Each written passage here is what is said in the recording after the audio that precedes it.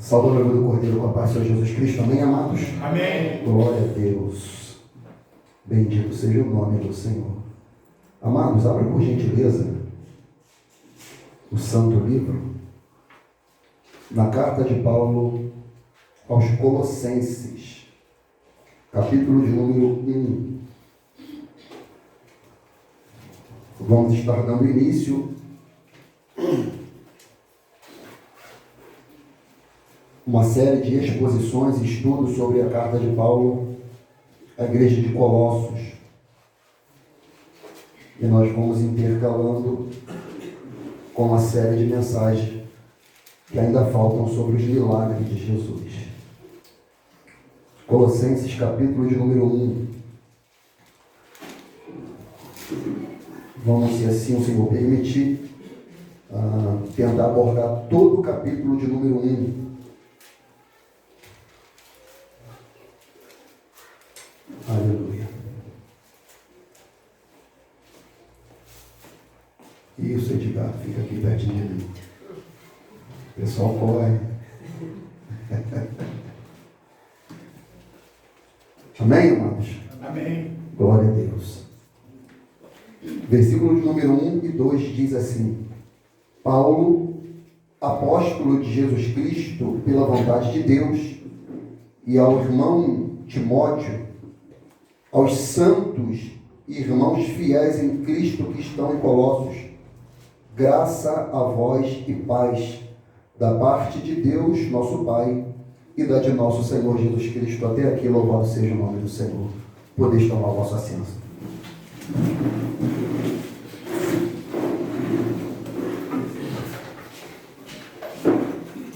Aleluia.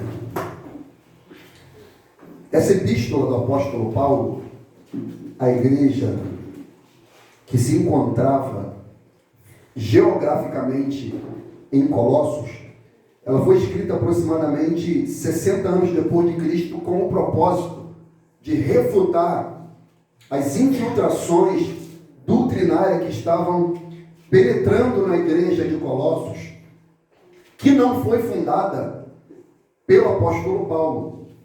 Quem funda a igreja de Colossos é um homem, um jovem chamado Epáfras. Você vai ver isso no versículo de número 7.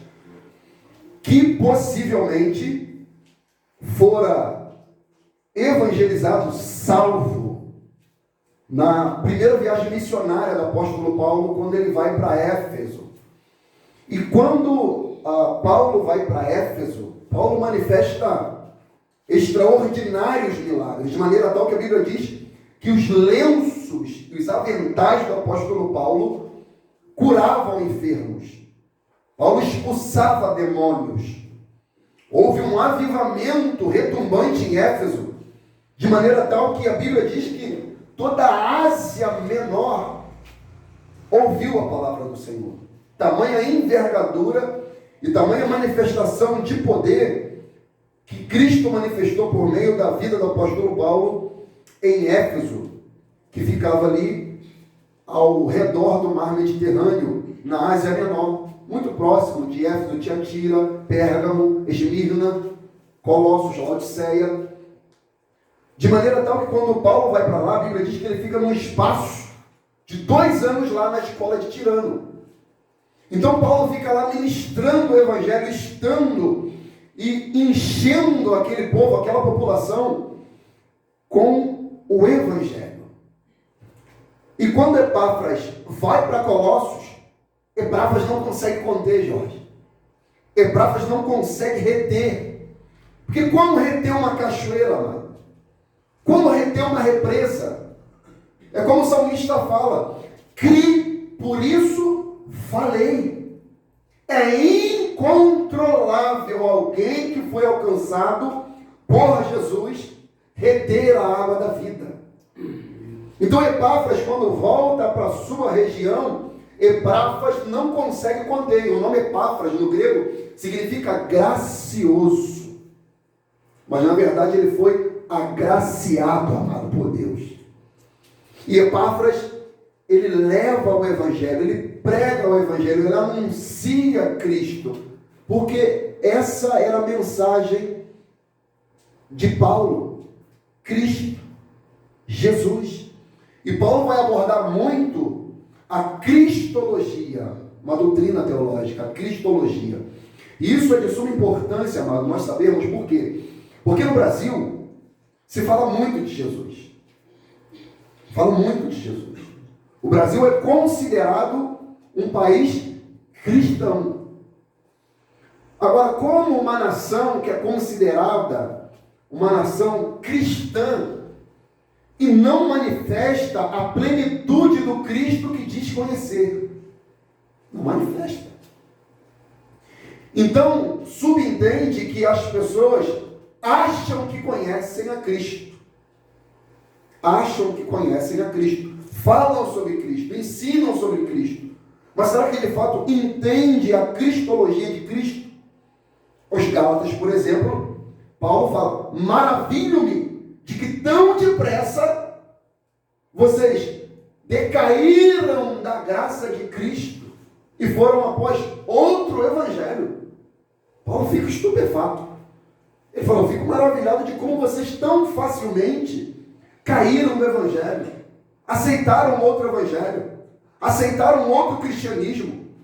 Como que vocês aceitaram Cristo e os ídolos, Cristo e os homens, Cristo e o misticismo, Cristo e o judaísmo, Cristo e o legalismo?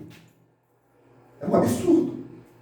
Mas as principais doutrinas que infiltraram em Colossos foi o proto-gnosticismo, ou gnosticismo, que era uma espécie de uma salvação que deriva de um conhecimento elevado, um conhecimento secreto que a pessoa tinha ou recebia da parte de Deus ou de uma entidade, e assim ela ascendia nessa salvação. E o próprio gnosticismo, que vai se fundamentar no gnosticismo, fica mais forte ainda no primeiro, segundo e terceiro século. Tal qual o apóstolo João, ele refuta muito isso de maneira veemente nas suas epístolas. Você vê isso de maneira muito clara, João refutando essa heresia que se difundiu. E isso não acabou, ainda se perdura. A segunda heresia que se fundamentava era o misticismo, que é uma forma distorcida de espiritualidade. É uma dualidade entre a carne e o espírito. O misticismo é uma inclinação de acreditar em forças, entidades sobrenaturais místicas, em que eu consigo alcançar a Deus através dessas entidades. Isso era muito comum na Grécia. E isso se infiltrou na igreja de Colossos, tal qual culto aos anjos. E você pode pesquisar na internet aí que você vai ver em igrejas cadeiras para anjos se sentar. Cadeiras para anjos se sentar. Na década de 90, amados, os anjos existem? Sim. Os anjos são seres espirituais? Sim. São reais? Sim. Mas não são dignos de adoração. Aleluia. Pelo contrário, os anjos são adoradores do Deus vivo e todo-poderoso, amado. Aleluia. Os anjos adoram a Deus, não são adorados, não recebem adoração. O único anjo que quis receber adoração se tornou-se demônio. O nome dele é Satanás. E nem Lúcifer é Satanás, amado. Isso é o misticismo. O legalismo, que era a terceira vertente de heresia que se infiltrava em Colossos, é uma ideia de acrescentar mérito à salvação, que se fundamentava no rito judaico. Ou seja, eu sou salvo? Sou, mas eu devo guardar a lei. Eu sou salvo? Sou, mas eu devo circuncidar. Eu sou salvo? Sou, mas eu devo me abster de alguns alimentos. Eu sou salvo? Sou, mas eu devo pertencer à tribo. Senão eu não sou salvo. Se eu não for circuncidado, eu não sou salvo. E o asceticismo, que era a quarta vertente de heresia, que infiltrou fortuitamente na igreja de Colossos. A palavra a negativa a, é não. E ceticismo é a privação de alimentos, privação de coisas lícitas, privação até de se casar, de alimentar-se, de dormir. Então a seta, o que ele acreditava? O asceta, ele creu em Cristo. Ele aceitou a Cristo, o sacrifício de Cristo. Mas ele fala, se eu não me abster de algumas coisas, eu não tenho intimidade com Cristo. Se eu não me abster do sono, se eu não me abster do alimento, se eu não me privar de um casamento, da sexualidade natural e bíblica, eu não sou aceito por Cristo. Porque eu devo anular a minha natureza, porque a minha natureza ela é má. Que coadunava, coaduna com a mentalidade também gnóstica, que diz que o espírito é bom e a matéria é má. De maneira tal que se Cristo é Deus, ele não pode ter vindo em forma humana. Ele não pode ter se manifestado como homem, porque a matéria do homem é má. E se a matéria é má, logo ele não é Deus. De maneira que os gnósticos acreditavam que se de fato Cristo era Deus, ele pisava na areia e não tinha pegadas. Porque se ele é Deus, ele não tem que ter corpo. Quando você vai no capítulo de número 2, Paulo diz o quê? Nele habita corporalmente toda a plenitude da divindade. Ele está falando, ele veio em carne sim, ele viveu aqui sim, ele foi alimentado, ele teve sede, ele sentiu fome, mas ao mesmo tempo, aquele que tinha sede, ele falou, eu te dou da água da vida. Ele é Deus. Ele é Deus. Dá um pouquinho de peso para mim, irmão. Ele é Deus. Então, Paulo ele vai refutar essas heresias que estavam penetrando e perturbando a igreja de Colossos. E nós vamos aqui no capítulo de número 1, a fala do apóstolo Paulo, nós vamos abordando versículo a versículo. E se você quiser acrescentar, perguntar, fique à vontade, amado. Diz assim o Santo Livro: Paulo, apóstolo de Jesus Cristo, pela vontade de Deus, e ao irmão Timóteo, aos santos e irmãos fiéis em Cristo, que estão em Colossos, graça a vós e paz, da parte de Deus, nosso Pai, e da de nosso Senhor Jesus Cristo. Primeiro ponto que eu quero abordar aqui com os irmãos é o seguinte: Paulo diz, eu sou apóstolo de Jesus Cristo, não pela minha vontade, não pelo meu querer, não pelo meu interesse, mas pela vontade de Deus. Eu não sou porque eu quis, eu sou porque Deus assim fez. Eu não vou porque eu quero, eu vou porque Deus me enviou. Ninguém é porque quer, é porque Deus assim o fez, amado. Nós somos por causa da vontade dele. E a igreja ela estava geograficamente em Colossos, mas ela estava em Cristo. A igreja ela está geograficamente em Magé, mas ela está em Jesus. A igreja está geograficamente em Maria Helena, mas ela tem que estar em Cristo. A igreja tem que estar em Vaz do Lobo, mas ela tem que estar em Cristo. A igreja tem que estar em Peró, mas ela tem que estar em Cristo. A igreja de Cristo em Colossos é uma agência missionária do céu na terra. É a igreja, amado. É a igreja. Louvado seja o nome do Senhor por isso. E esse povo, salvo, remido, perdoado, Paulo dá algumas características que seria inconcebível esse povo ter. Ou nós termos. Qual é? Santidade e fidelidade. Dois atributos. Primeiro que os gregos eram extremamente promíscuos. E a palavra santo, nós sabemos que significa separado, à parte, de, para, de.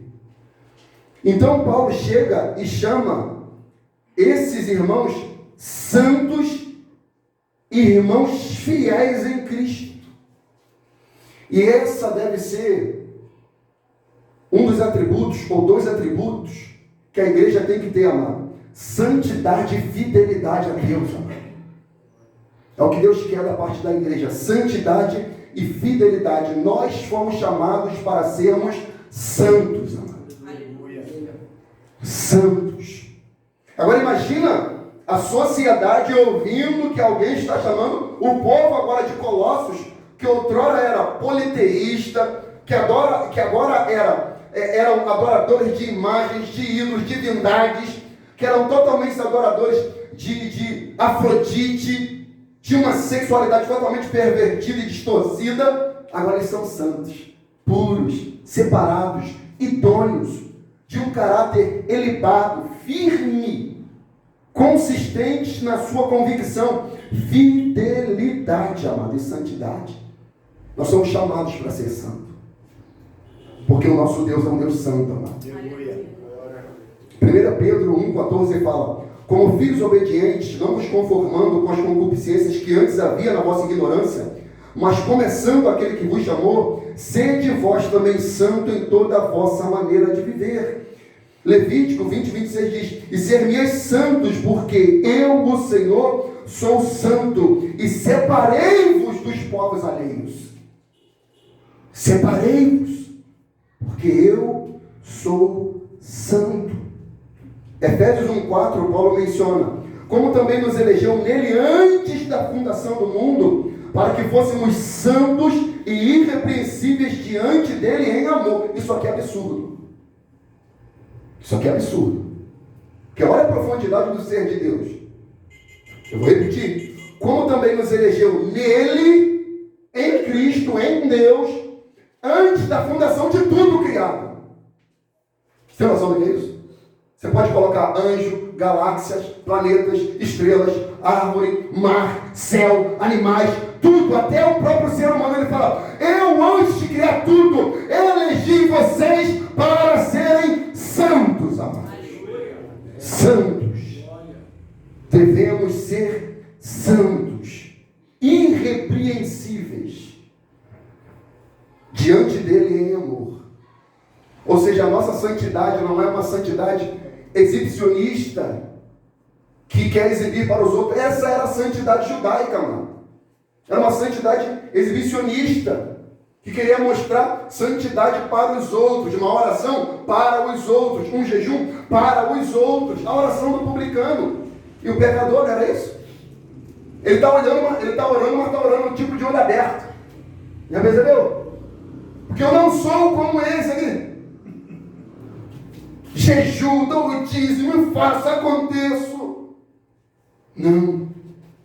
A nossa santificação é diante dele em amor. Como quem diz: eu não faço por obrigação, eu faço porque eu amo aquele que me amou primeiro. Eu não faço porque eu tenho um fardo, porque eu sei que o fardo dele não é pesado. Faz por amor. É a convocação de Deus para a igreja de Colossos e a igreja de Deus aqui em Magé, Cristã Voz da Verdade. Qual? Santidade. Seguir a paz com todos.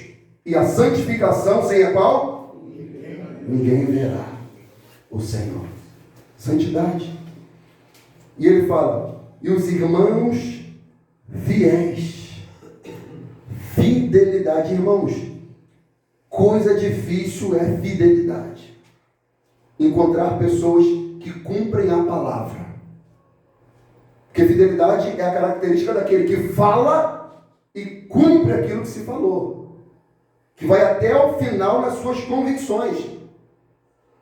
E o que acontecia, meus irmãos? Debaixo de muita perseguição, muitas pessoas negavam, voltavam atrás, arrefeciam, até caminhava bem. Começou caminhando com Paulo. Demas me abandonou, me desamparou, amando o presente século. E rumou-se para a Tessalônica crescente. Ou seja, Demas caminhou durante um tempo. Demas ele se separou durante um tempo. Demas foi santo durante um tempo. Demas foi fiel durante um tempo. Mas depois Demas deixou a fidelidade. Rompeu a aliança. Quebrou o compromisso. Não foi firme nos seus votos. E o chamado de Deus para a igreja é um chamado à fidelidade, amado. Olha o que a Bíblia diz quando João escreve às igrejas também da Ásia Menor, em especial a igreja de Irmina. Ele fala: nada temais as coisas que hás de padecer. Eis que o diabo lançará alguns de vós na prisão, para que sejais tentados e tereis uma tribulação de 10 dias. Aí ele fala, ser fiel até a morte, e dar-te-ei a coroa da vida. Olha a palavra da igreja. A palavra de Deus à igreja. Por que Deus não livrou? Não é? Por que Deus não privou? Por que Deus não impediu? Mas ele está falando, vai acontecer isso. Mas a despeito de acontecer, ele fala, não temas, não temas, não temas. O diabo vai até lançar, mas se você for fiel até a morte, eu te dou uma coroa da vida. Esmirna, que o nome também não é por acaso no grego, que é uma essência de uma planta, um perfume gracioso, que só era conquistado se ela fosse prensada. Então Deus, ele quer esse aroma de fidelidade da sua igreja. Ele falou para Pérgamo, Apocalipse 2:3, ele diz, eu sei as tuas obras, e onde habitas, onde está o trono, domínio, governo, autoridade de Satanás, e retens o meu nome, não negaste a minha fé. Ainda nos dias de Antipas, minha fiel testemunha, o qual foi morto entre vós, onde Satanás habita. Ou seja, Antipas, ele foi tentado por Satanás, foi prensado por Satanás, mas não negou a fé. Antipas foi fiel até a morte, amado. Ao ponto de Tertuliano falar, perseguição romana, vamos parar de matar, porque o sangue dos cristãos parece semente. Quanto mais mata, mais cresce. Vou parar de matar. Ele diz também à igreja de Sardes, mas também tem em Sardes algumas pessoas que não se contaminaram as suas vestes, e comigo andarão de branco, porquanto são dignas disso. Por quê? Sardes se separou e Sardes foi fiel. Ele falou, eu sei que lá em Sardes tem pessoas que se separam, que se consagram, que são fiéis, que me honram com os lábios e com o coração. Por isso, são dignas de andar comigo de branco. Santidade e fidelidade ao Senhor, amado. Precisamos disso. Por que nós devemos isso, amado? Porque o nosso Deus é um Deus fiel, amado. 1 Coríntios 1:9 fala, a parte A, fiel é Deus, amado. Fiel é Deus. 1 João 1:9 fala, se confessarmos nossos pecados, Ele é fiel, amado, para perdoar os pecados. Ele é fiel. E Paulo em Timóteo, ele vai além. 2 de Timóteo 2:13, ele fala, se formos infiéis, Ele permanece fiel, porque não pode negar a si mesmo. O nosso Deus é um Deus de fidelidade, amado, e santidade. Louvado seja o nome do Senhor por isso. Santidade e fidelidade. Quem tem santidade e fidelidade recebe a graça e a paz de Jesus, amado. Quem não tem fidelidade e santidade não recebe a graça e a paz da parte de Deus o Pai e da de nosso Senhor Jesus Cristo. Então a igreja de Colossos, a despeito de receber esse ataque, essa retaliação, ela começou a crescer, a desenvolver. E Epáfras vai visitar o apóstolo Paulo, que não conheceu essa igreja fisicamente, e Epáfras leva esse diagnóstico. Ele fala, supostamente ele falou, Paulo, eu recebi o evangelho, eu sei que você foi preso por causa do evangelho, e lá em Colossos tem uma igreja estabelecida, e o povo lá está crescendo na graça do conhecimento, porém tem entrado algumas doutrinas que têm perturbado a igreja. Então, por favor, traga-nos uma resposta da parte de Deus, para que eu possa levar a igreja de Colossos, e assim, edificar e fortalecer a fé dos irmãos. Então, Paulo ele vai escrevendo mediante o diagnóstico que Epáfras passou. Versículo de número 3, podemos ir? Ele continua.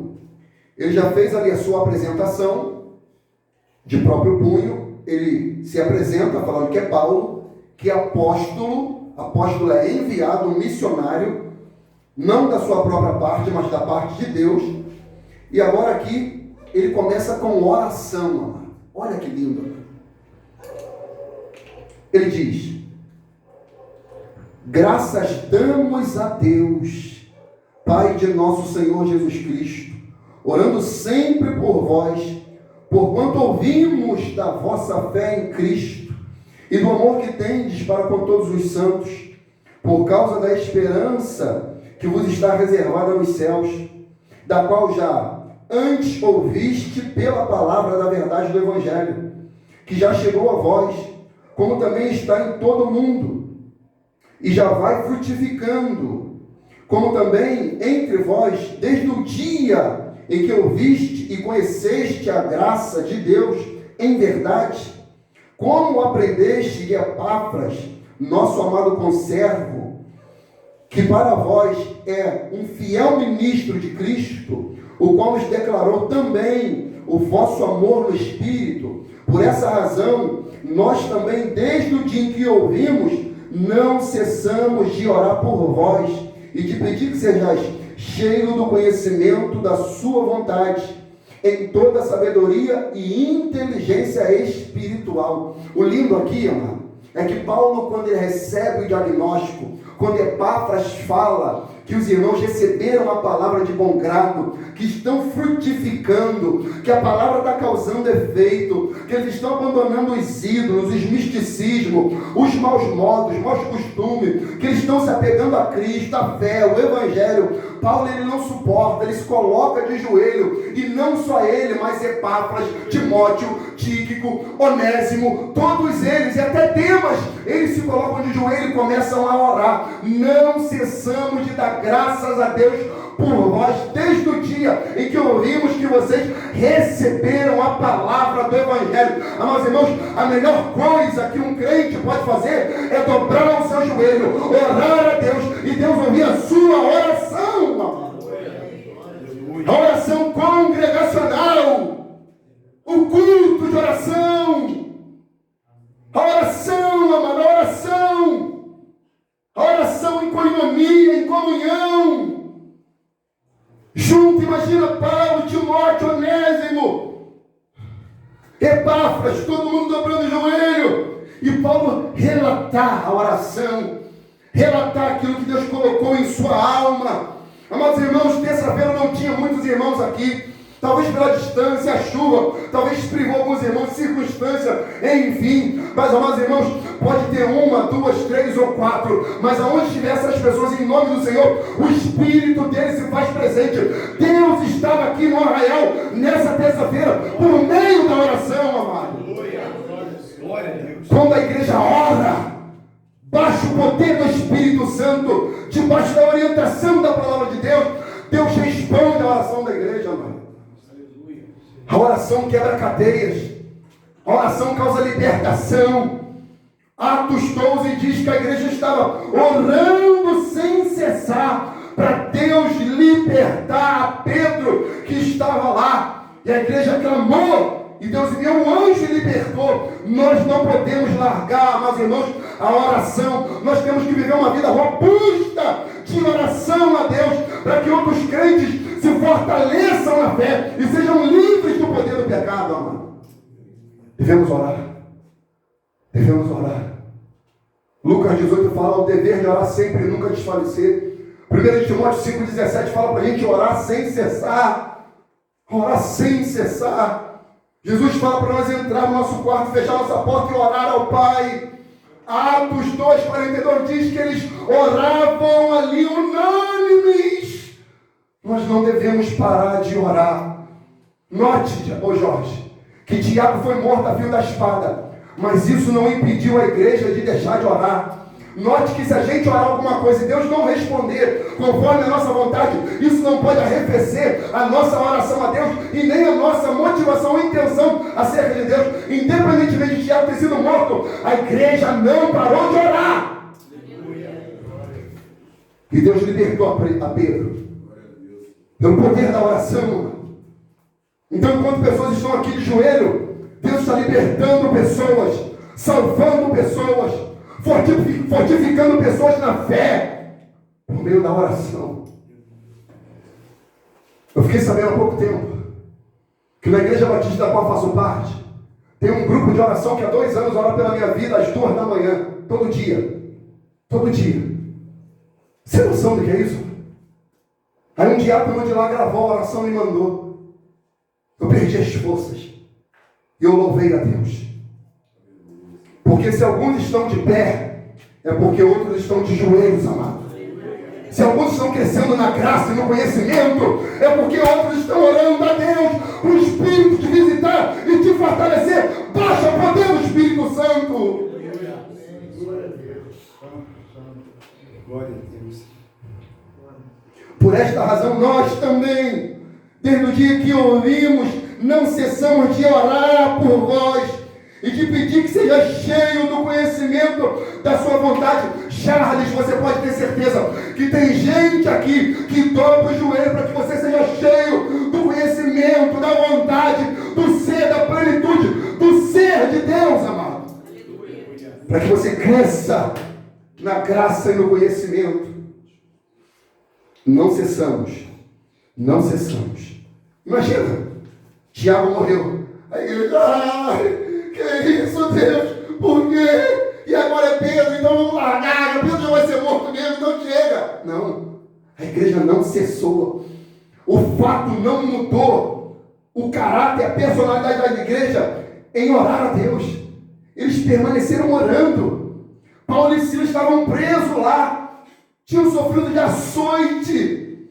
E eles não, amados irmãos, blasfemaram contra Deus. Começaram a adorar, louvar, bendizer, orar ao Senhor. E Deus enviou um terremoto naquele lugar.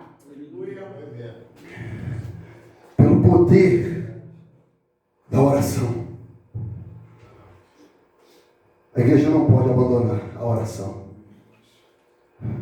Nós, coletivo, tem a oração individual particular que nós devemos fazer, que é a oração comunitária, coletiva, congregacional do povo, em prol de propósitos definidos.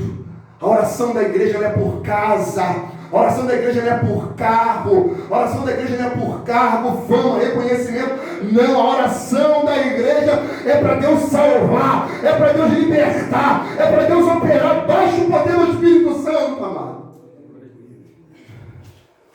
Para que a igreja seja cheia de toda sabedoria e inteligência espiritual. Sabedoria, amados irmãos, é algo do céu. Inteligência é algo da terra. Inteligência pode ser adquirida pelo conhecimento dos livros, professores, literaturas, mas sabedoria só Deus pode dar, amado. E a sabedoria e a inteligência espiritual, ela tem um propósito. Ela tem um fim. Ela não é um fim em si mesma. Ela tem uma cláusula de propósito. Versículo de número 10, ele diz. No 9, ele fala, a parte final. Em toda sabedoria e inteligência espiritual. Para que, cláusula de propósito, possais andar dignamente diante do Senhor. Para que isso? Agradando-lhe em tudo. Ou seja, no casamento, nos negócios, no trabalho, na família, na igreja, na sociedade, agradando o Senhor em tudo, porque tem gente que só agrada a Deus na igreja, né? Não é isso? A gente só agrada a Deus na igreja. Saiu da igreja, acabou, não agrada mais não. Sai pra lá xingando, sai pra lá uma lambança, aquela coisa. Não. Deus fala, não. A sabedoria e a inteligência espiritual é para que vocês possam andar. Fala de estilo de vida. Fala de como nós vivemos, se portamos, nos comportamos dignamente diante do Senhor. Note que ele fala, vocês vão estar andando aí, mas vocês não estão andando para os outros, vocês estão andando para mim. Dignamente diante do Senhor, agradando-lhe em tudo, frutificando em toda boa obra e crescendo ao crescimento espiritual.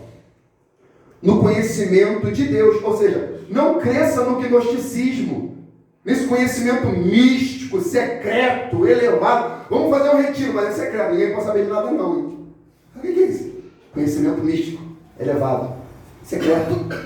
Não pode não. Note que Paulo expôs publicamente durante 2 anos na escola de Tirano o Evangelho. Paulo falou. Conhecimento de Deus. Versículo 11. Corroborados em toda fortaleza, segundo a força da sua glória, e em toda paciência e longanimidade com gozo, dando graças ao Pai, que nos fez idôneos para participar da herança dos santos na luz. Ele já começa a falar de transcendência, de coisas elevadas, que de fato o conhecimento de Deus nos leva. Agora, não conhecimento místico, cabalista, oculto, pode nos fornecer, mas uma sabedoria que vem de Deus. E Tiago nos fala sobre isso. Alguém pode ler para mim? Se eu não me engano, Tiago 3. Tiago 2 ou 3? Que vem na memória agora.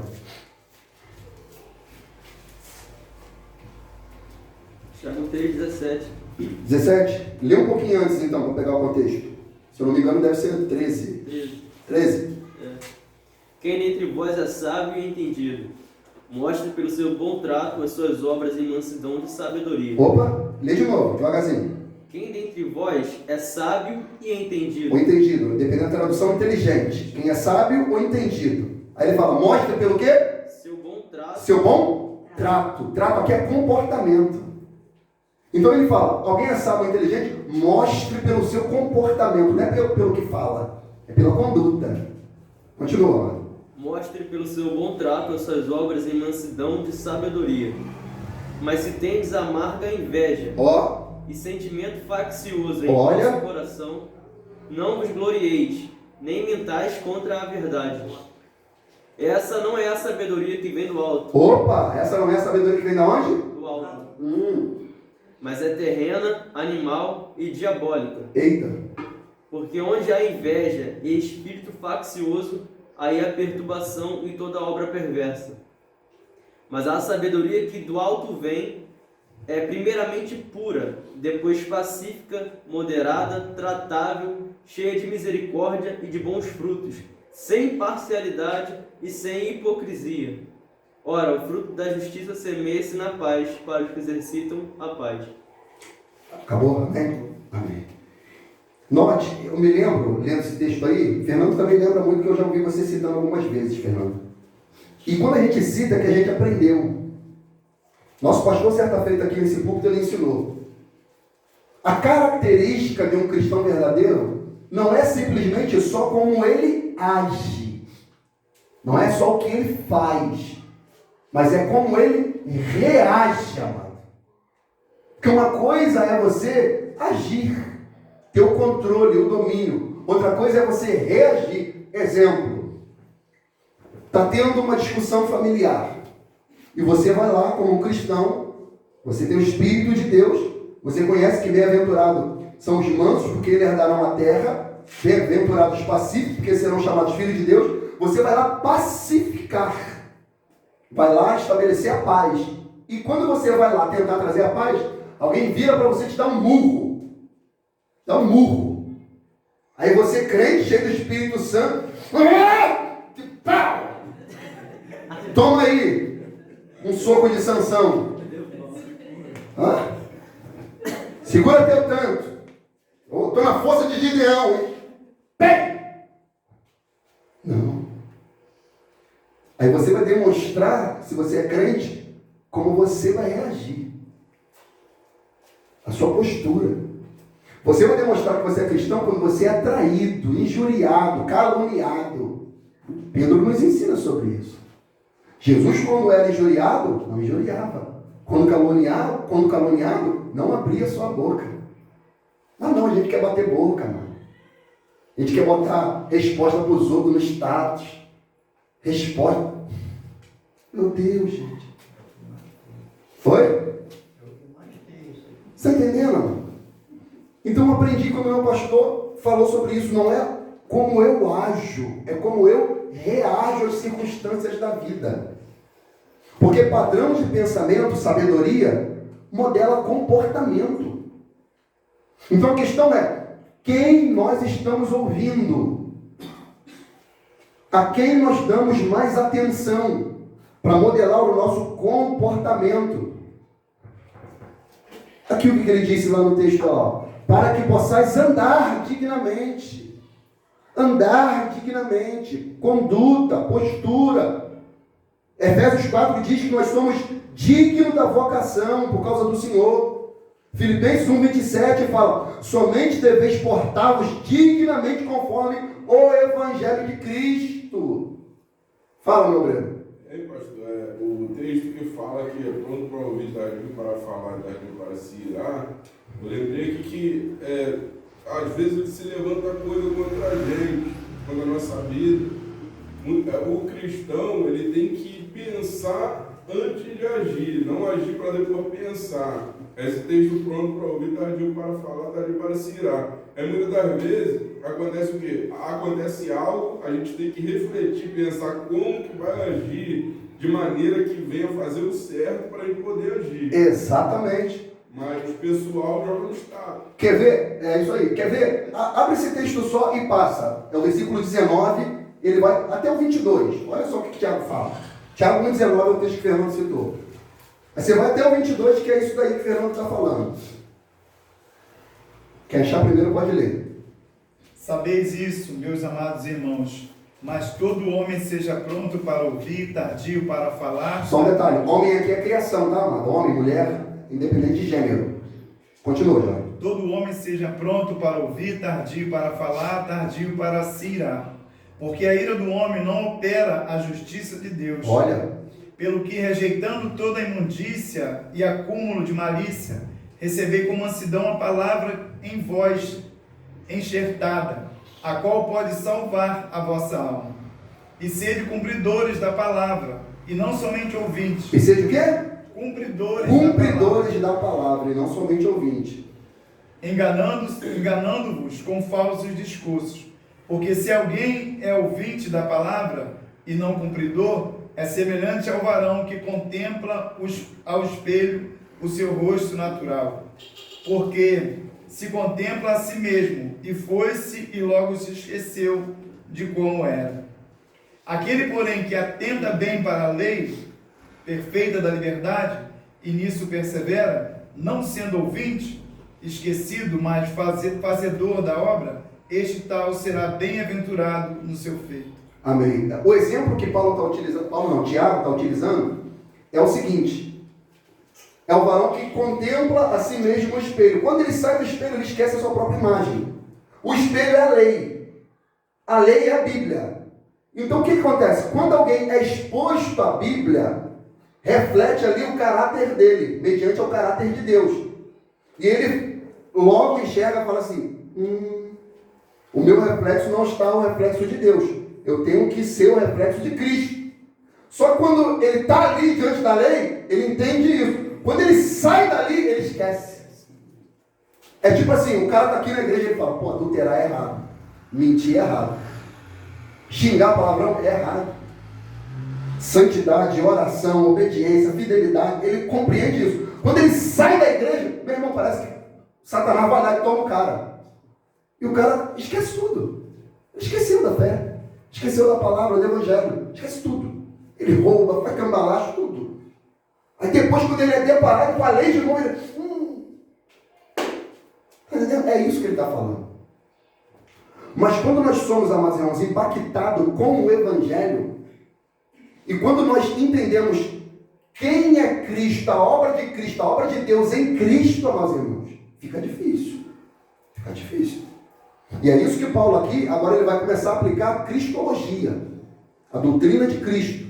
Porque no versículo de número 12, olha o que ele diz, a parte B. Que nos fez idôneos, ou seja, dignos, não éramos, para participar da herança dos santos na luz. A Bíblia diz que Deus é luz e nele não há treva alguma. Aí ele vai dizer, versículo 13, ele aqui é Cristo, nos tirou da potestade das trevas e nos transportou para o reino do Filho do seu amor, em quem temos a redenção pelo seu sangue, a saber, a remissão dos pecados. Até aqui, detalhe, diz, ele nos tirou da potestade das trevas. Quando diz que ele nos tirou, significa que nós não tínhamos condição de sair. Porque Porque se ele não nos tirasse, nós não conseguiríamos sair. Porque quando ele fala, ele nos tirou da potestade das trevas, uma tradução fala império das trevas. Império aqui fala de domínio, soberania, governo. Nós estávamos sobre o governo de Satanás e do pecado. Cristo, através da cruz, foi lá e nos tirou do domínio das trevas. Mas ele não só tirou, ele nos transportou, oh glória, para o reino do Filho do seu amor, amado. Glória. Então ele não só nos tirou das trevas, ele nos colocou na luz. Aleluia. Ele nos carregou, amado. Remissão aqui a palavra grega é libertação. Redenção é pagamento de preço de resgate. Ele pagou o preço, a gente não tinha condição, amado. Aleluia. Nós estávamos sobre o domínio das trevas, absolutamente. Romanos 6,14 diz: e o pecado não terá mais domínio sobre vós, porque não está debaixo da lei, mas debaixo da graça. O pecado tinha domínio sobre nós, amigo. Era o pecado quem falava. Era o pecado quem dava diretriz. Era o pecado que dizia o que nós iríamos fazer ou deixar de fazer. Perdoa, não quero. Ama, anda correto, para quê? Todo mundo rouba. Entendeu? Entendeu?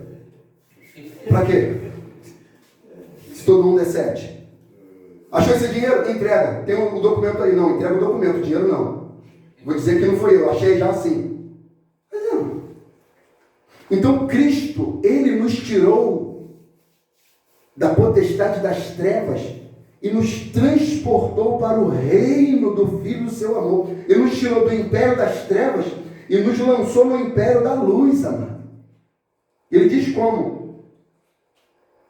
Em quem temos a redenção, o pagamento, pelo seu sangue, a saber, a remissão dos pecados, livre do pecado. É o que ele diz para a mulher adúltera. Ela foi lá, pega em pleno ato de adultério. A lei ordena que seja morto. Porque o pecado é como crime, o crime condena. O salário do pecado é morte. Aí Jesus chega e fala, olha só a profundidade desse texto, João 8. Ele diz, quem dentre vós não tem pecado, que atire a primeira pedra. Quem não tem, que atire a primeira pedra. A Bíblia diz que a partir dos mais velhos, os mais novos, eles vão largando as pedras, por causa da consciência. Aí Jesus chega e fala, nem eu te condeno. Nem eu te condeno. Vai. Você está livre. Você está livre. A remissão do pecado alcançou aquela mulher antes da cruz. Aleluia. Você tem noção do que é isso? Está entendendo, gente? Cristo ainda não tinha ido para o madeiro. Olha a profundidade da graça. A Bíblia diz que Abraão, o Evangelho foi pregado primeiro a Abraão. Agora, por que disso? Porque o Cordeiro foi morto antes da fundação do mundo, amado. Então a salvação é por meio da fé. E aquela mulher creu. E a remissão antes do Calvário alcançou aquela mulher. Ela foi liberta. Ela saiu do império, do domínio das trevas. E Cristo transportou ela para o império do Filho do seu amor. Olha o que Efésios vai falar. Vamos ler. Quem é rápido de endereço vai lá junto comigo. Efésios 2. Efésios 2. É muita referência à escola bíblica, então é Bíblia, o tempo todo. Tem revista não, é Bíblia. Efésios 2. Olha o que Paulo vai falar, o que a Bíblia vai dizer a nosso respeito. Versículo número 1. E vos vivificou, estando vós mortos em ofensas e pecados, em que, noutro tempo, andaste, segundo o curso deste mundo, segundo o príncipe das potestades do ar, do espírito que agora opera nos filhos da desobediência, entre os quais todos nós também antes andávamos, nos desejos da nossa carne, fazendo a vontade da carne e dos pensamentos, e éramos por natureza filhos do que? Fala. Da ira. Da ira. como os outros também. Então, nós éramos filho da ira por natureza, não precisa fazer nada, só ser quem você é. É tipo assim, tem gente que diz assim, pô, fulano de tal é muito maneiro, caraca, Betão é muito gente boa, só falta Jesus. Hã? Falta tudo, mano! Fulano é legal, honesto, paga as contas, bom pagador, fala a verdade, não xinga palavrão. Não adianta. Não adianta. Se não tem Jesus, falta tudo, amado. Está nas trevas. Ele falou isso para José, para Nicodemos. Olha, imagina, velho. Nicodemo vai no secreto, no oculto. Eu preciso saber quem é esse Jesus. Será que ele é o Messias? Será ele que Isaías dizia? Eu vou, mas não vou de dia não, porque se eu for de dia, eu vou ficar fora da religião, vou perder a cadeira, eu vou no secreto. Aí Jesus começa a falar, Nicodemos, necessário te é nascer de novo, meu amigo. Que não nascer da água do Espírito não pode ver o reino. Que não nascer da água do Espírito não pode ver nem entrar. Ah, então tem que voltar para o ventre de minha mãe? Imagina essa pergunta para Jesus, amado. Jesus falou, meu Deus! Se eu falo de coisa assim, tu não compreende, Nicodemos. Que dirá se você vê o Filho do Homem? Aí ele fala do Espírito, que só para onde quer, ninguém vê, ninguém sabe para onde vai. Assim é todo aquele que é nascido do Espírito. Não adianta, mano, ter bons modos e bom costume, se não nascer de novo. Está em trevas. E Jesus diz, ele nos tirou das trevas, não tem capacidade de sair. Sabe o que eu dizia? Eu falava, quando eu ficar velhinho eu vou para a igreja, eu vou parar de tomar meu gelinho, tomar meu birigutico, eu não vou para a igreja, estiver tranquilo. Pensava isso. Ou seja, quando eu mudar o meu comportamento, eu vou para a igreja. A gente não muda. A nossa natureza é caída, é adâmica, é fundada no pecado. Pecado. A Bíblia diz que não há quem faça o bem, não justo sequer. Então, por mais que essa pessoa possa ter várias virtudes públicas, você pode ter certeza, tem coisas ali que são espúrias que ela não mostra para ninguém. É o pecado. É o pecado. Aí Paulo ele vai avançar nisso.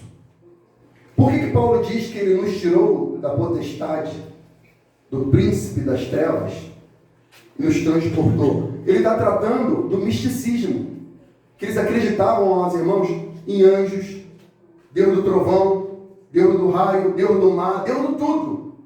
Para tudo tinha um Deus. Para tudo tinha um Deus. Lembra de Atos 17?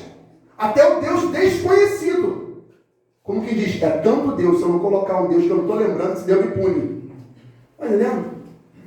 Era Poseidon, era Zeus, era Arquimedes, era Apolo, era tudo. Aí Paulo está desfazendo todo esse misticismo. Aqui no Brasil tem tanto Deus, amado. Com D minúsculo. Tantos deuses. Aí Paulo aqui está tratando da cristologia. Olha o versículo número 15. Vamos entrar. O qual quem? Ele que nos tirou. O qual é a imagem do Deus invisível, o primogênito de toda a criação, porque, olha a profundidade disso aqui, amado. Porque nele foram criadas todas as coisas que há nos céus e na terra, visíveis e invisíveis, sejam tronos, sejam dominações, sejam principados, sejam potestades, tudo foi criado por ele e para ele. Ele é antes de todas as coisas, aleluia, e todas as coisas subsistem por ele, meu Deus do céu. Aleluia. Paulo está dizendo em outras palavras, Cristo é o Criador, e não só o Criador, Ele é o sustentador de todas as coisas. É Ele quem criou e é Ele quem sustenta. Ele é Deus, é isso que Ele está falando. O politeísmo místico do panteão grego, amados irmãos, como adoração a Hermes, que era adoração ao Deus do dinheiro, foi pregado aqui no Brasil já, não é? Esse Deusinho aqui, tal da teologia da prosperidade, é o Hermes. É o Hermes do panteão grego, o deus do dinheiro. Afrodite, deus do sexo, da fertilidade. E tem um Deus que hoje atua muito profundo, que eu estava pesquisando, estudando sobre isso. Sabe quem? Apolo. Sabe quem é Apolo? O Deus da música. É o Deus das igrejas que vive de evento, amado. Se tiver cantor, a igreja está cheia. Se não tiver cantor, não tem ninguém. Se não tiver 2 horas de música, de louvor, de adoração, de um melhor instrumento, da melhor qualidade instrumental, musical, o melhor cantor, a melhor voz, não tem vida, não tem Cristo. Isso é um ídolo, amado. Ele na rua da feira, isso aí. Oi? Na rua da feira. Na rua da feira? Agora, recentemente? Não, na rua da feira tem um mistério ali que é o... Não é? É mesmo? Vou direto. Então, é a igreja que vive de evento, de música, de cantores. Pessoas que vão atrás dos seus ídolos musicais. Um grupo aí, mano, conhecidíssimo aí, começa com K, Campbell. Famosos, inúmeros seguidores. Deus começou a levantar a saia, várias fotos, imagens, depravação, bebida, droga, sexo. Mas vê se o número de seguidores dele caiu. Só aumentou. É ou não é? Ficou sabendo disso? Né? Prova, mano. Provas. Aí tem uma menina que era desse grupo, ela falou, ela saiu e ela está dando declarações em vários podcasts falando como que funciona o grupo. Como que é o grupo em oculto. Ídolo. Teve um grupo que uma vez eu estava vendo na internet, também famoso, não vai falar o nome também do grupo. Eu gostava de ouvir as músicas deles também, né? Aí nisso ia ter um culto, show, sei lá o que era, aí mostrando eles antes, né, no camarim, eles cantando Pagode Alcione. Negócio não deixa samba morrer, não deixa samba acabar. Meu Deus do eles céu. têm uma voz bonita, eles cantam bem pra caramba. E cantando aquilo, eu falei, que é isso, mano? E o principal, com a voz, ele tem o pessoal, eles são de 2 coisas deles, canta bonito. Uhum. Aquele Botafogo. É a cor do Botafogo. Tem a cor do Botafogo? É preto no branco. Ah, tá!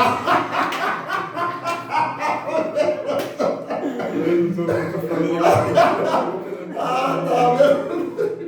E os caras tem que ver eles cantando. É por isso mesmo, preto no branco, né? É. Acho que um cabeludinho botou como é que é o nome que diz que a mulher usa esse negócio assim? Oi? É, não? Como é que é? Esse aí. Botou um negocinho todo travadinho, botou esse. Como é que é? Cropped. Botou esse negócio, um biquinho de fora. Irmão, gente. Aí eu olhei aquilo e falei, não ouço mais não. Não ouço mais, não. Então, amado, isso é um Deus moderno. É um Deus moderno. Você traz um cantor famoso, mas, irmão, bota um cantor famoso e anuncia para você ver. Não tem como, não tem lugar. Enche 100 mil, 10 mil pessoas, enche. Tirou o cantor, vamos fazer um culto de oração. Acabou. Vamos fazer um culto de oração. 10 mil pessoas num dia com o cantor. Amanhã vai ter culto de oração aqui, hein? Só oração. Oração? Não vem não. Está entendendo? São ídolos isso. Misticismo. Estão deixando de adorar o Criador para adorar a criatura, diz a palavra. Verdade. E Paulo fala, o qual é a imagem do Deus invisível. Amado, você quer ver Deus, olha para Jesus. Quer achar Deus, olha para Jesus. Quer saber quem é Deus? Olha para Jesus, amado. Ele disse isso para Filipe. Filipe falou, Jesus, Senhor, mostra-nos o Pai, nos basta.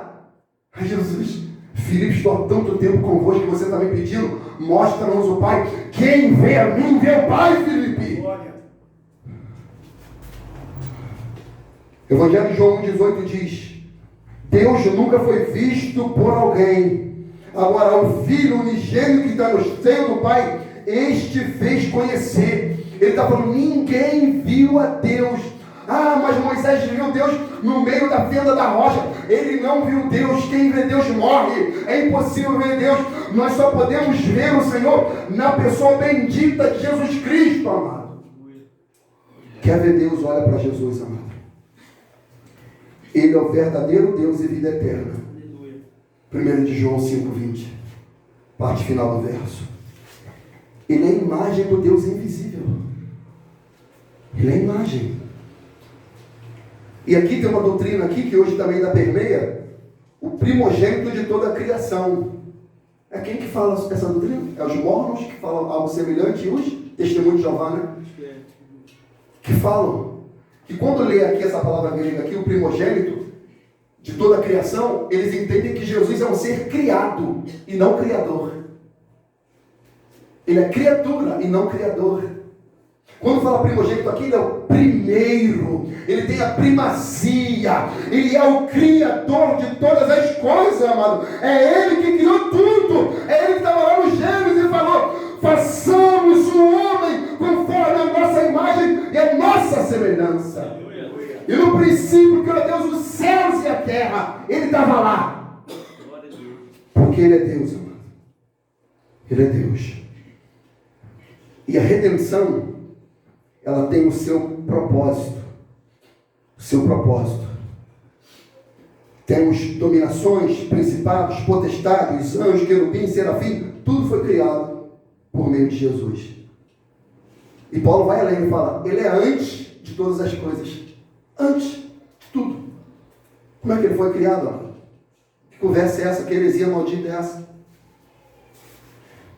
E qual o propósito da redenção? Versículo 18, vou mandar. Ele é a cabeça do corpo da igreja. É o princípio primogênito dentre os mortos, para que em tudo tenha preeminência, porque foi da grada do Pai que toda a plenitude nele habitasse, e que, havendo por ele feito a paz pelo sangue da sua cruz, por meio dele reconciliasse consigo mesmo todas as coisas, tanto as que estão na terra como as que estão no céu. Vós também, que no outro tempo eres estranhos, inimigos no entendimento, pelas vossas obras más, agora, contudo, vos reconciliou no corpo da sua carne, pela morte, para que perante ele vos apresentar santos, irrepreensíveis e inculpáveis, se na verdade permanecerdes fundados e firmes na fé, e não vos moverdes da esperança do Evangelho que tendes ouvido, o qual foi pregado a toda criatura que há debaixo do céu, e do qual eu, Paulo, estou feito ministro. Então, ele é o cabeça da igreja.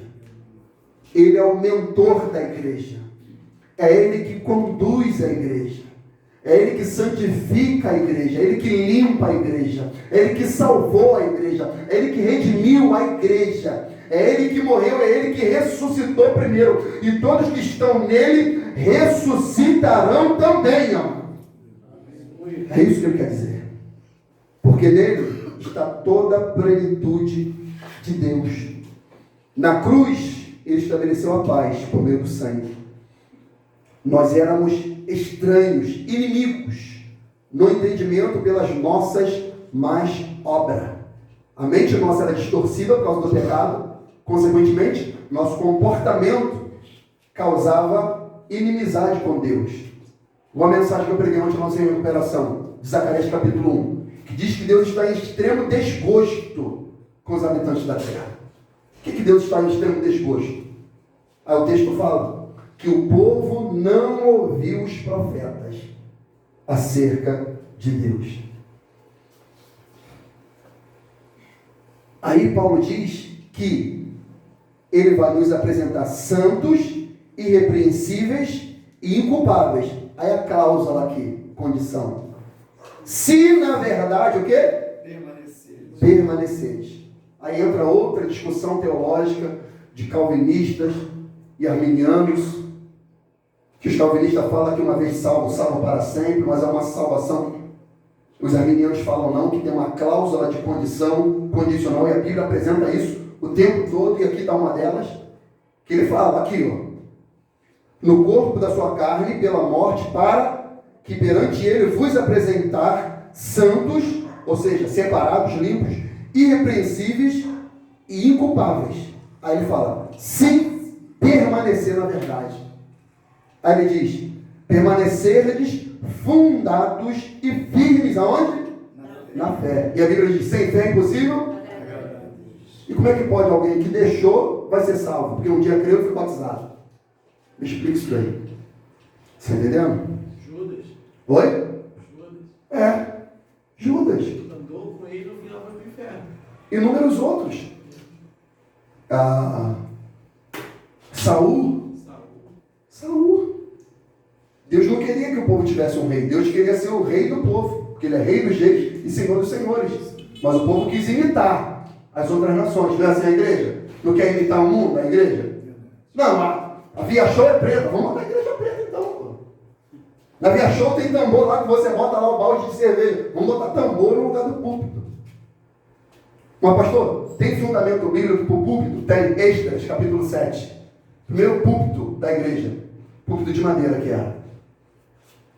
Não tem tambor na Bíblia. Não tem balde, galão. Não, a gente tem que adaptar. Aí tem outra palavra maldita. A gente tem que atualizar. Prancha. Oi? Prancha. Bota uma prancha para pegar os surfistas, aqueles que gostam do cigarrinho da paz. Para ficar tudo confortável, amado. É um evangelho palatável, gente. Gente, o evangelho tem que ser pregado como ele é. Puro como ele é. E Paulo aqui, ele apresenta Cristo como Redentor, Criador e Sustentador de todas as coisas. Eu vou dar essas duas referências aqui e já entro no final sobre isso. Que Cristo é o Redentor, Criador e Sustentador. João capítulo 1, versículo 1 a 4 diz: no princípio era o Verbo estava com Deus e o Verbo era Deus. Ele estava no princípio com Deus, lá no Gênesis. Todas as coisas foram feitas por Ele. Sem Ele nada do que foi feito se fez. Nele estava a vida e a vida era a luz dos homens. Hebreus 1:3 diz: o qual sendo o resplendor da sua glória e a expressa imagem da sua pessoa, sustentando todas as coisas pela palavra do seu poder, havendo feito tudo por si mesmo, a purificação dos nossos pecados, assentou-se à destra da majestade nas alturas, feito tanto mais excelente do que os anjos, quando herdou mais excelente nome do que eles. E no versículo seguinte ele fala: e os anjos o adoram. Quem? Jesus Cristo, Filho de Deus, amado. Ele é o Redentor, Criador e o sustentador de todas as coisas. Paulo destrona todos os ídolos, todo o panteão. Ele destrona Afrodite, Apolo, Hermes, tira todo mundo e coloca Cristo. Cristo. A supremacia de Cristo, amado. Louvado seja Deus por isso. Por tamanha salvação. E eu aqui já termino lendo os versículos finais, versículo 24. Regozijo-me agora no que padeço por vós na minha carne, cumpro o resto das aflições de Cristo. Por quê? Paulo estava preso. Era a primeira prisão? Sim. Era domiciliar? Sim. Era um pouco mais confortável? Sim. Mas ele estava preso. E quem passou por restrições mais severas da pandemia, sofreu na pele o que é ficar um pouquinho enclausurado. O que é não poder sair. O que é ficar impedido de ir em alguns lugares. De entrar no mercado, numa farmácia, de ter algumas limitações. E nas grandes cidades foi pior ainda. Tinha que ficar dentro do apartamento. Ninguém saía para nada. Paulo aqui estava preso. Ele fala: a despeito de estar preso, eu me alegro. A despeito de estar aqui preso na carne, mas estou livre no espírito. A despeito de eu estar limitado pelos homens, eu sou livre em Deus. É isso que ele quer dizer. Regozijo-me agora de que padeço por vós na minha carne, cumpro o resto das aflições de Cristo, pelo seu corpo que é a igreja, da qual eu estou feito ministro segundo a dispensação de Deus.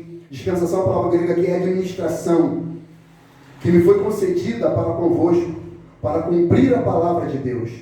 O mistério que esteve oculto desde todos os séculos e em todas as gerações, e que agora foi manifesto aos seus santos, os quais Deus quis fazer conhecer quais são as riquezas da glória deste mistério entre os gentios, que é Cristo em vós, a esperança da glória. Por que ele fala que o mistério esteve oculto? Porque o gnosticismo pregava isso. Um conhecimento elevado, secreto, oculto, é uma gnose, é um transe, é algo que você não pode saber direito. Você tem que receber esse conhecimento secreto, místico. Aí Paulo fala, vocês não estão entendendo. O mistério que outrora esteve oculto a Abraão, Isaac, Jacó, Josué, Moisés, agora foi revelado aos gentios. Quem é? Cristo em vós, a esperança da glória. A esperança não está no gnosticismo, no legalismo judaico, não está, meus irmãos, no panteão grego, no misticismo. A esperança está em Cristo Jesus, nosso Senhor. Cristo. Cristo.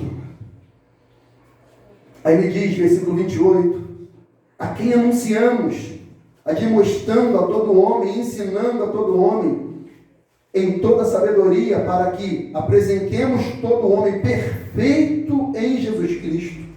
E para isto também trabalho, combatendo segundo a sua eficácia, que opera em mim poderosamente. Ou seja, Paulo está falando, eu estou padecendo, mas padeço para o avanço do reino. Eu estou padecendo, mas para que a igreja seja santa e fiel. Eu estou padecendo para o crescimento espiritual e sabedoria divina do céu. Eu estou padecendo para o entendimento e compreensão do ser de Deus. Eu estou padecendo para que a igreja desenvolva no conhecimento de Cristo Jesus em nós, que é a esperança da glória. Eu padeço, mas eu me alegro por fazer parte disso.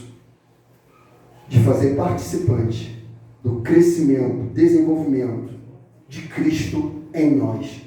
Nós precisamos saber quem Cristo é, o que Ele fez, o que Ele faz e o que Ele fará. Santos é a qualidade daquele que chamou.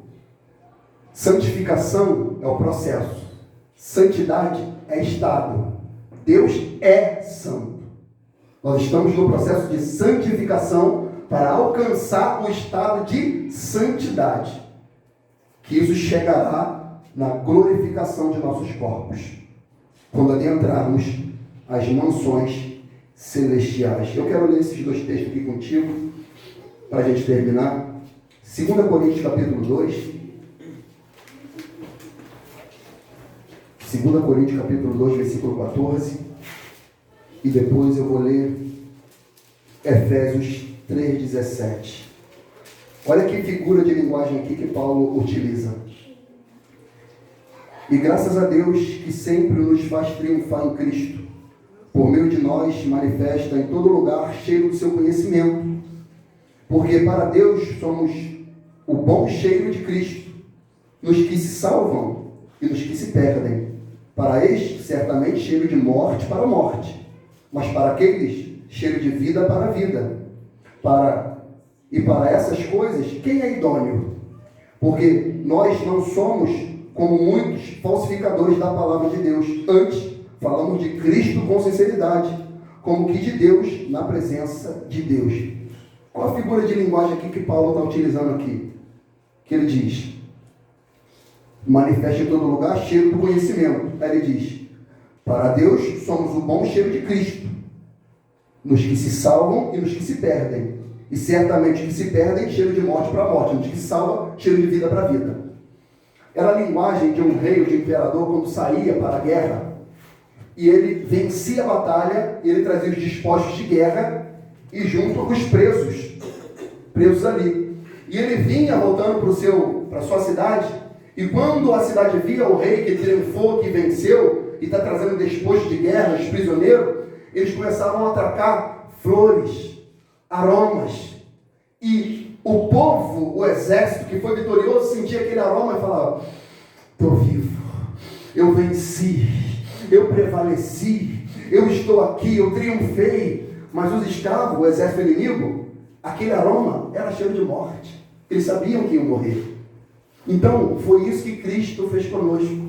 Ele foi lá no reino das trevas nos tirou do império das trevas, está nos levando para a Nova Jerusalém, e a gente está sentindo o bom perfume de Cristo, pelo conhecimento de Cristo, para chegar ao nosso destino final e sentindo o aroma de vida para a vida, irmão. É isso que ele estava querendo dizer. Nós triunfamos em Cristo. Efésios 3,17. Para que Cristo habite pela fé no vosso coração, a fim de que, estando arraigados e fundados em amor, poderdes perfeitamente compreender com todos os santos qual seja a largura, o comprimento, a altura, a profundidade, e conhecer o amor de Cristo que excede todo o entendimento, para que seja cheio de toda a plenitude de Deus. Ora, aquele que é poderoso para fazer tudo muito mais abundantemente, além daquilo que pedimos ou pensamos, segundo o poder em que em nós opera. Louvado seja o nome do Senhor. O meu desejo, amado, que nós, à medida que vamos lendo a palavra, recebendo a palavra, praticando a palavra, Cristo habite em nossos corações pela fé. E cada vez mais a gente seja arraigados. É uma linguagem da agricultura. É uma planta bem sólida no solo, que é difícil de você tirá-la de lá. E fundamentados, uma linguagem da edificação, da construção civil, que é um prédio muito bem fundamentado, que é difícil você derrubar. Assim é o cristão que tem a fé em Jesus. Pode vir a heresia que for, pode vir os falsos ensinos que for, ele não desvia, porque ele está fundamentado em Jesus. Amém, amados? Fiquemos de pé em nome de Jesus. Agregar algo?